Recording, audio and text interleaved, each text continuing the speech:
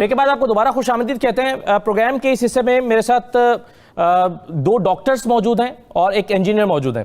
मेरे साथ सबसे पहले यहाँ स्टूडियोज़ में अजीम आलम साहब मौजूद हैं, जो पेशे के एतबार से इंजीनियर हैं। उनके सामने जो डिवाइस रखी है इसको ये प्री वेंटिलेटर कहते हैं, और ये कह रहे हैं कि ये इन्होंने बहुत कम कीमत का एक ऐसा वेंटिलेटर मुतारिफ करवाया है जो काम करने में बिल्कुल वेंटिलेटर की तरह है, और इसको उसी मकासद के लिए इस्तेमाल किया जा सकता है। ये मशीन किस तरह से बनाई है और क्या डॉक्टर्स ने इसको प्रूफ किया है, क्या ये वाकई वेंटिलेटर के तौर पे काम करता है, ये कैसे बनाई है, क्या इसका आइडिया, इस पर बात करेंगे।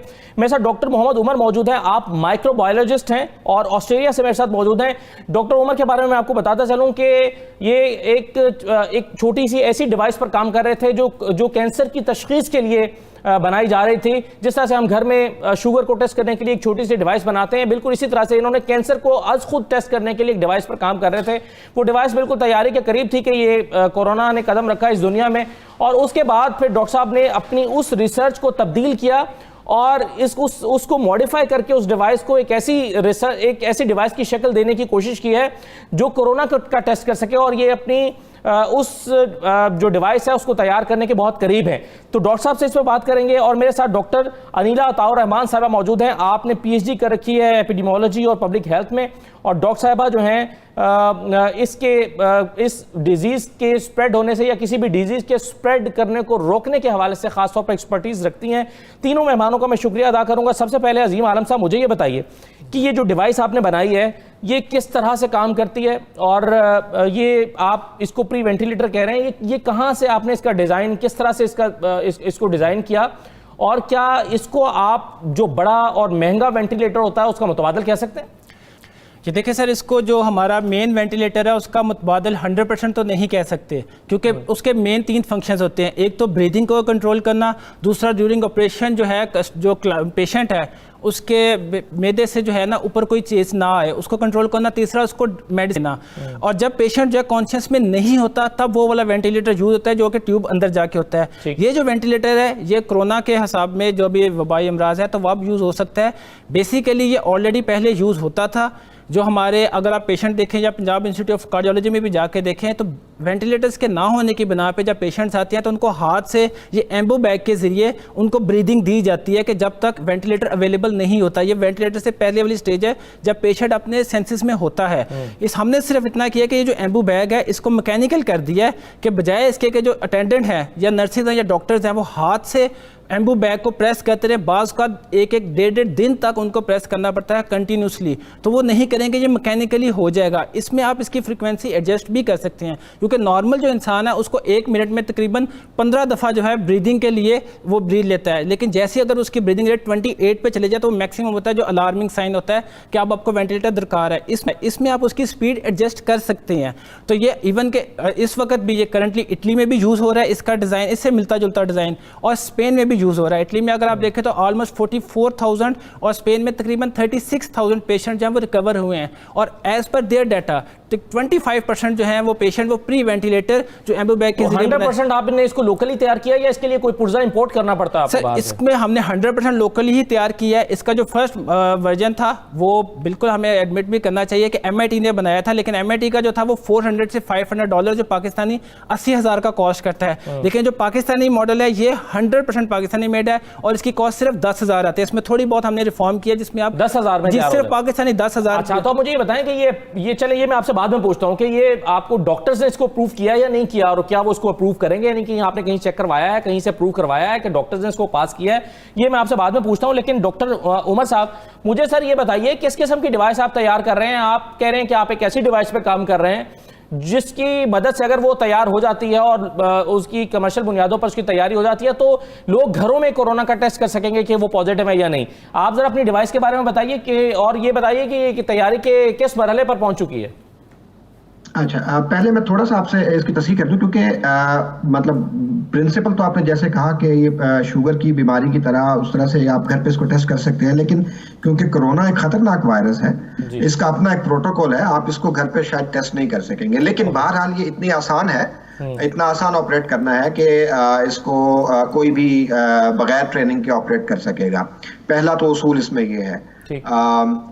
उसमें हमारा जो बुनियादी तौर पे काम, मैं यहाँ पे जो काम करता हूँ वो ऐसे ही डिवाइसेस पर है। आप आजकल दुनिया में एक कॉन्सेप्ट है लैब ऑन अ चिप, कि आप एक कमरे के बराबर लैब को एक छोटी सी चिप पर तमाम उसके जो एक्सपेरिमेंट्स हैं वो कर रहे हैं। तो ये हम इसी पे हमारा काम है, हम यही तहकीक करते हैं और इस तरह की और डिवाइसेस पर भी हमारा काम जारी है कि इतने में ये हमारा कोरोना का आया। हमने एक ऐसे डिवाइस पर हमारी तैयारी के काफ़ी मराहिल में वो आगे तक थी और हम उसके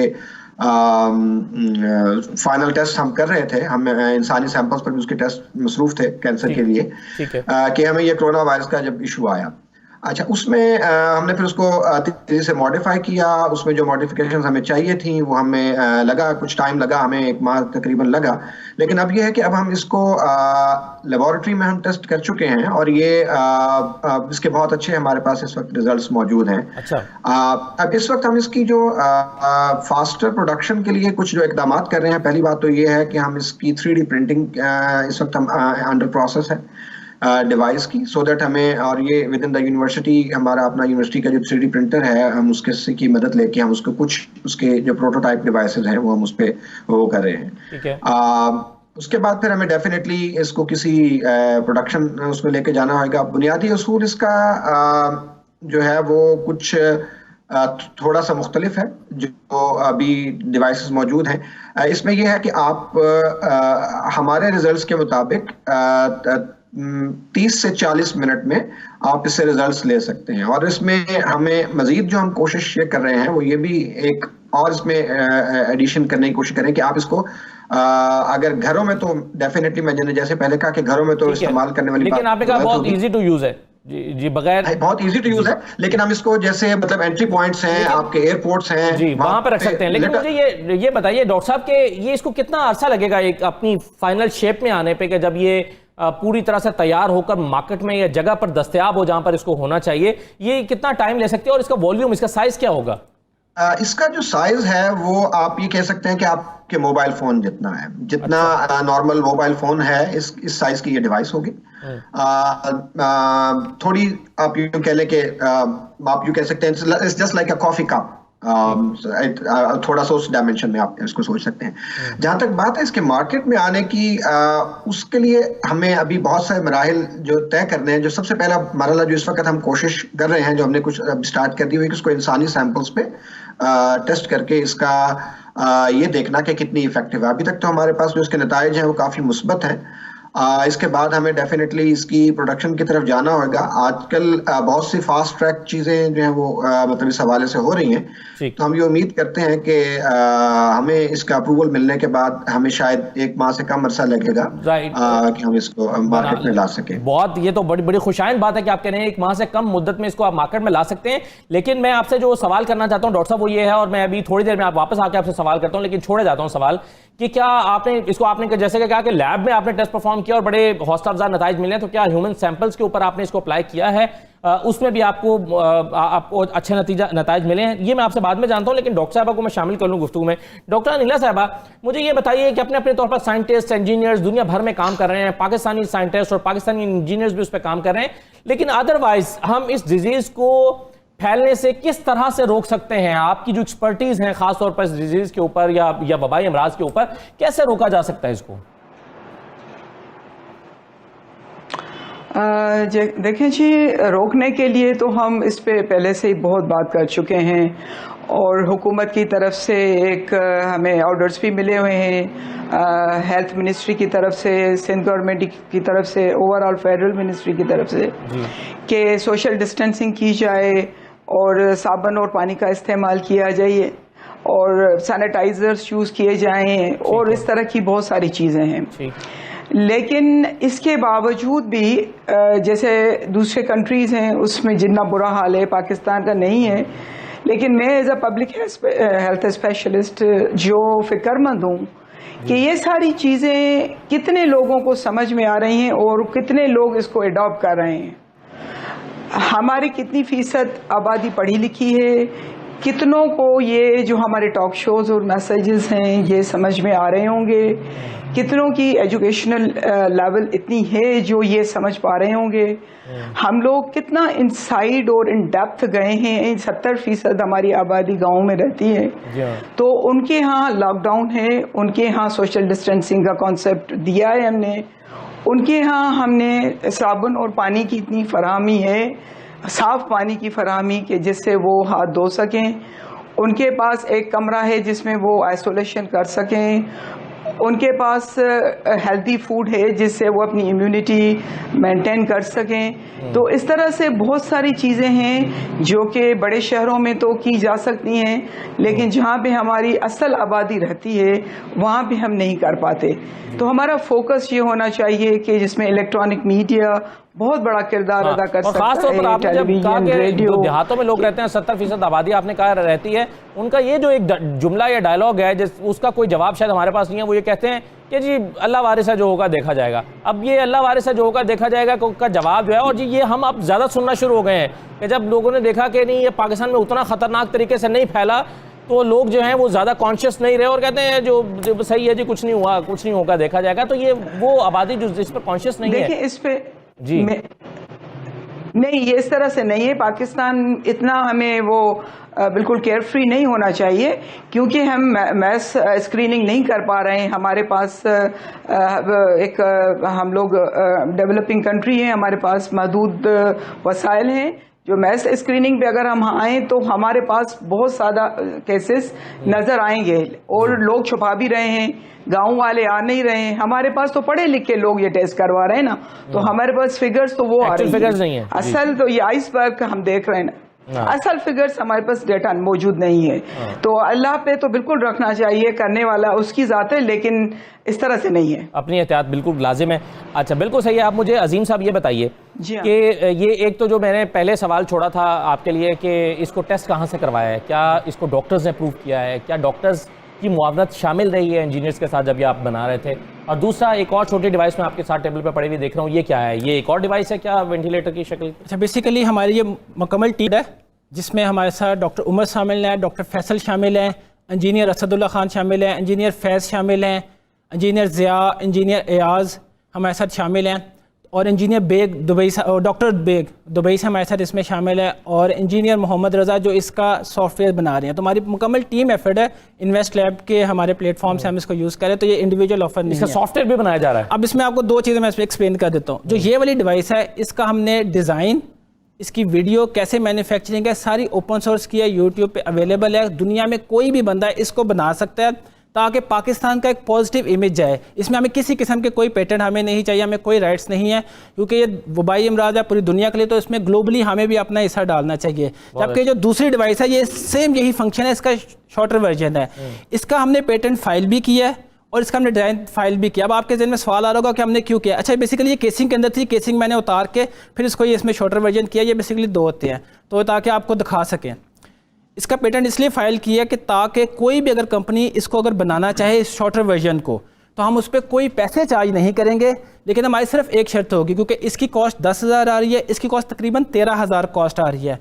वो इसको 25,000 से ज़्यादा नहीं सेल करेगा, और 50% जो प्रॉफिट है, जिस तरह आपने अब डॉक्टर उमर साहब थे जो ऑस्ट्रेलिया से बात कर रहे थे कि जो रिसर्च एंड डेवलपमेंट के यूनिवर्सिटीज़ को चाहिए होता है, वो अपना 50% जो है सिर्फ पाकिस्तान के यूनिवर्सिटी के साइंटिस्ट को और इंजीनियर्स को वो उसके लिए एलोकेट करेगा। तो दुनिया में कोई भी कंपनी इस डिज़ाइन को भी बना सकती है। ये भी हमारा मशहूर शर्त है। हम कुछ चार्ज नहीं करेंगे, हम 1 रुपया भी इस पर चार्ज नहीं करेंगे। इसको हम मोबाइल ऐप के ज़रिए भी यूज़ कर सकते हैं। एक डॉक्टर बैठा अपने मोबाइल ऐप से यूज़ कर सकता है कि इस पर कितने जो उसकी ब्रीदिंग पर मिनट है वो कितनी ज़्यादा हो रही है, कितनी कम हो रही है, ऑक्सीजन लेवल उसको ज़्यादा मिल रहा है या नहीं मिल रहा। मुकम्मल इसका जो मोबाइल सिस्टम के साथ अब मुझे ऐप बताएं कि आप कह रहे हैं कि ऐप के थ्रू इसको ऑपरेट किया जा सकता है। ये हो चुका है या अभी ये प्रोसेस में है? यानी वो इसकी मोबाइल ऐप तैयार हो चुकी है, सॉफ्टवेयर बन गया हुआ है, या अभी बनाना है आपने? इसकी मोबाइल जो ऐप है, इसको क्योंकि अभी लॉकडाउन की वजह से मोबाइलिटी इतनी कम है, तो मैक्सिमम इसको 1 हफ्ते से 10 दिन तक लगेंगे। वो फाइनल स्टेज हो गया जी, ये वाला टेस्ट हो चुका है मोबाइल ऐप के बगैर। मोबाइल ऐप के बगैर तो ये इलेक्ट्रिकल तो वैसे भी आप इसको यूज़ कर सकते हैं, मैनुअली आप इसको यूज़ कर सकते हैं। तो हमने ऑलरेडी डॉक्टर्स की मिलके उनके साथ बनाया है। तो हमने तो यही कोशिश कर रहे हैं कि हम इससे कुछ अर्ज नहीं करना चाह रहे, लेकिन ह्यूमैनिटी के लिए और पाकिस्तान के अच्छे इमेज के लिए हमारा ये डिज़ाइन ओपन अवेलेबल है, कोई भी चाहे बना सकता है। और इस डिज़ाइन के सिर्फ सिर्फ मशरूत शर्त है कि वो जो भी कमाएगा उसका 50%। अच्छा, अब मुझे ये बताएं कि ये कितनी देर में तैयार किया जा सकता है, ये जो बड़े साइज का, ये छोटा, ये दोनों का फंक्शन सेम है? फंक्शन दोनों का सेम है। अच्छा, अब ये कितनी देर में एक वेंटिलेटर तैयार किया जा सकता है? देखिए अभी जो फिलहाल रिसोर्सेज हैं, अभी तो मार्केट्स बंद हैं, इसकी जितनी बड़ी डाई है, मतलब हुकूमत अगर इसको तैयार करना चाहे अपने हॉस्पिटल्स के लिए, अगर इसको प्रूव कर लेती है। सर यहाँ पे आपने बहुत अच्छा क्वेश्चन किया है। हमें हुकूमत से कुछ नहीं चाहिए, ना हमें फंड्स चाहिए, ना किसी किस्म की एड चाहिए। सिर्फ अगर गवर्नमेंट इसको अप्रूव कर देती है, सिर्फ अप्रूवल हमें दे, तो फर्स्ट 100 डिवाइसेज हम फ्री ऑफ कॉस्ट गवर्नमेंट को बना के डोनेट कर देंगे, जो कि गवर्नमेंट अपने आगे जो इंस्टीट्यूट्स बनाए हुए हैं, जो हॉस्पिटल वहाँ पे लगा सकती है। और हमारे पास ऑलरेडी जो है तकरीबन 1000 वेंटिलेटर्स की फंडिंग अवेलेबल है हमारे पास। तो हमें गवर्नमेंट से सिर्फ इसका अप्रूवल चाहिए सिर्फ, और हमें किसी किस्म के कोई फंड्स नहीं चाहिए। हमें इसके अवेलेबिलिटी है, तो अगर ये बनाएंगे तो ये मैक्सिमम जो है एक डिवाइस, ये वाली जो एक डिवाइस है, अगर इसकी डाई अवेलेबल हो और इसकी भी अवेलेबिलिटी हो, तो आप कह सकते हैं कि एक दिन में आप इजीली 10 से 15 आप इजीली बना सकते हैं, depend upon the available resources, क्योंकि अभी मार्केट्स बंद है, चीज़ें नहीं मिल रही। राइट जी, चलें, ये तो बड़ी अच्छी बात है। आपको ज़रूरत है कि हुकूमत इसको चेक करे, अगर ये काम की डिवाइस है तो इसको अप्रूवल दे। और जिस तरह से आपने कहा कि इसलिए आपने पूरी दुनिया के डॉक्टर्स के लिए इसको ओपन कर दिया कि वो इसको उसके मैकेनिज्म को चेक कर सकते हैं कि और इससे फ़ायदा भी उठा सकते हैं। मुझे डॉक्टर उमर साहब एक चीज़ बताइए, जो मैंने सवाल आपके लिए छोड़ा था, कि क्या आपने इसको ह्यूमन सैंपल पे अप्लाई किया है? आपकी डिवाइस लैब में तो काम कर रही है, जो कि तशखीस कर रही है इसकी कोरोना की, तो क्या ह्यूमन सैंपल पे टेस्ट हो गया है या अभी होना बाकी है? क्योंकि आप ये कह रहे हैं कि 1 महीने के अंदर आप इसको मार्केट में ला सकते हैं। जी, पहली बात तो मैं 2-3 बात में अपनी इस बार आपके सवाल के जवाब की तरफ भी आऊंगा। मैं पहले थोड़ा सा बात जो डॉक्टर साहिबा ने की मैस स्क्रीनिंग के हवाले से, वो क्योंकि मेरे काम से बहुत ज्यादा रिलेटेड है, क्योंकि उन्होंने बहुत अच्छी ये बात की। उन्होंने कहा कि टेस्ट ही नहीं हो रहे, बहुत कम टेस्ट हुए हैं। जी बिल्कुल, क्योंकि अभी कुछ दिन पहले एक स्टडी भी आई थी, और ये सिर्फ पाकिस्तान का मसला नहीं है, चाइना की स्टडी थी, जिसमें ये था कि जितने टेस्टेड केसेस हैं, I mean documented cases, 80% of the documented cases actually originated from the undocumented cases. कि आपके जो केसेस आपके नोन हैं, उनका सोर्स वो लोग हैं जिनके बारे में आप जानते ही नहीं है। 80% ऑफ द केसेस जिनको आप जानते हैं, उनका सोर्स वो लोग हैं जिनको आप जानते ही नहीं कि उनके वो क्यों, क्योंकि टेस्ट महंगा है जी, और मुश्किल है, टाइम लेता है। इसलिए यहाँ पे इस तरह के डिवाइसेस की बहुत जरूरत है, जो बहुत तेजी से और ज्यादा स्क्रीनिंग हो सके, स्क्रीनिंग का साइज बढ़ाया जा सके। जी ठीक है जी, बिल्कुल। अच्छा, अब आपका जो सवाल है उसमें बात यह है कि हमने इसको लिमिटेड स्केल पे भी टेस्ट किया है। इंसानी सैंपल्स पे टेस्ट हमने किया है और इसके रिजल्ट्स पॉजिटिव हैं। मैं उसकी तफसील में नहीं जा सकता due to some reasons, but ये कि हमने उसको इंसानी सैंपल्स में टेस्ट किया है, उसके रिजल्ट्स बहुत पॉजिटिव हैं। लिमिटेड स्केल पे हमने किया है। इस वक्त हमारा जो सबसे पहला मकसद है, वो इस वक्त सबसे पहला मकसद यही है कि इसको मार्केट में लाने से ज्यादा सैंपल्स पे टेस्ट किया जा सके, ताकि बिल्कुल सही है मकसद ये, क्योंकि अभी हमारे भी हर और पूरी दुनिया में प्रॉब्लम है कि सही फिगर हमारे पास मौजूद नहीं है। बहरहाल बहुत शुक्रिया आप तीनों मेहमानों का प्रोग्राम में शिरकत करने के लिए। मैं एक मुख्तसर ब्रेक ले रहा हूँ, ब्रेक के बाद वापस आता हूँ तो एक बहुत बड़ा इंसानी अलमिया जिसका सामना दुनिया भर में